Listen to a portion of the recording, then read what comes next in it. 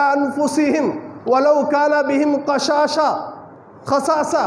کیا کہا اللہ تعالیٰ نے کہ یہ ایسے لوگ ہیں جو اپنے سے زیادہ دوسروں پر ترجیح دیتے ہیں، اپنی جان جائے پرواہ نہیں. یہ آیت کب نازل ہوئی؟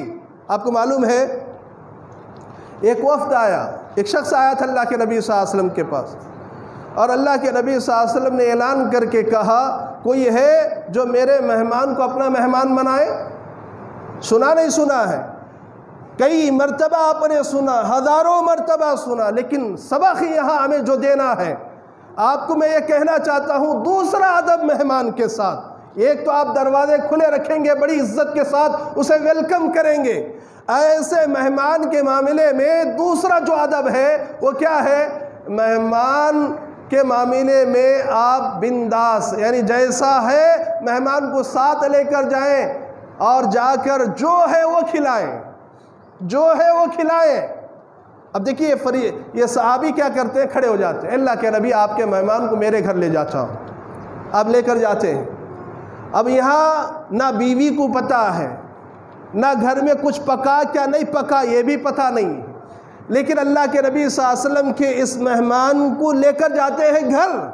جانے کے بعد اپنی بیوی سے پوچھتے ہیں کچھ ہے کھانے کے لیے گھر میں، کیونکہ میں اللہ کے نبی کا مہمان ساتھ لے کر آیا ہوا ہوں. بخاری کی روایت ہے، یہ بھی بخاری کی روایت، ساتھ لے کر آیا ہوا ہوں.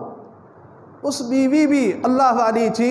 دیکھیے مہمان نواز ایسے ہوتے ہیں گھر کے اندر، نہ بیوی کچھ کہتی ہے نہ شوہر کے اندر کوئی تضاد پیدا ہوتا ہے، کسی طرح کا معاملہ بگڑنے کا نہیں رہتا، بننے کا ہوتا ہے. جب مہمان آیا ہے تو بیوی نے کہا دیکھو جی جب مہمان لائے ہیں ہمارے گھر کے اندر 2 بچوں کے چھوٹے بچوں کا کھانا باقی ہے بس، اب وہ صرف میرے بچوں یعنی ہمارے بچوں کے لیے کافی ہو سکتا ہے، مہمان کے لیے اتنا کھانا ہمارے گھر میں موجود نہیں ہے. لیکن وہ صحابی رسول کہتے ہیں دیکھو آپ بچوں کو تھوڑا سلا دینا، ایسی ویسی تھوڑی باتیں کر کے تاکہ وہ اطمینان کے ساتھ سو جائیں، اور سو جانے کے بعد جو کھانا بچوں کا رکھا ہوا ہے وہ کھانا کیا کریں گے؟ ہم مہمان کو کھلائیں. بات سمجھ میں آ رہی؟ کیسی مہمان نوازی کی جا رہی ہے جبکہ گھر میں نہیں ہے. اگر ہماری بیویاں ہوتی تو کیا کہتی؟ ہم نہ کچھ نہیں ہے، پھر کہیں لائے ان کو. اللہ والے کی بیوی ایسی ہوتی ہے جو اللہ والے ہوتے ہیں، اور مہمان نواز بنیے، نبیوں کی وراثت ہے، یہ احترام بھی کیجیے اس معاملے میں.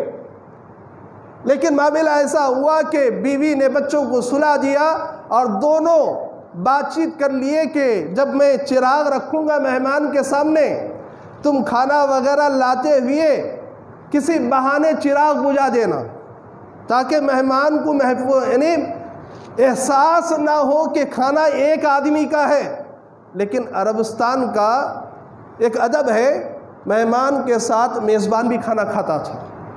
یہ ادب ہے، مہمان کے ساتھ میزبان بھی کھانا کھانا چاہیے. یہ دوسرا نہیں، یہ تیسرا. اس میں ایک ادب جو مل رہا ہے ہمیں، مہمان کو ایک ہی ڈال کر بٹھا دیا ایسا نہیں. ایک ادب مہمان کے ساتھ کیا ہے؟ ہم اس کے ساتھ کھائیں. اب یہاں کھانے کے لیے یہاں کھانا تو نہیں ہے، بیوی کو شرط لگائی کسی بہانے بجھا دینا، اور ہم یہ ایکٹنگ کریں گے کھانے کی تاکہ مہمان پیٹ بھر کے کھانا کھائے. سبحان اللہ، اللہ اکبر.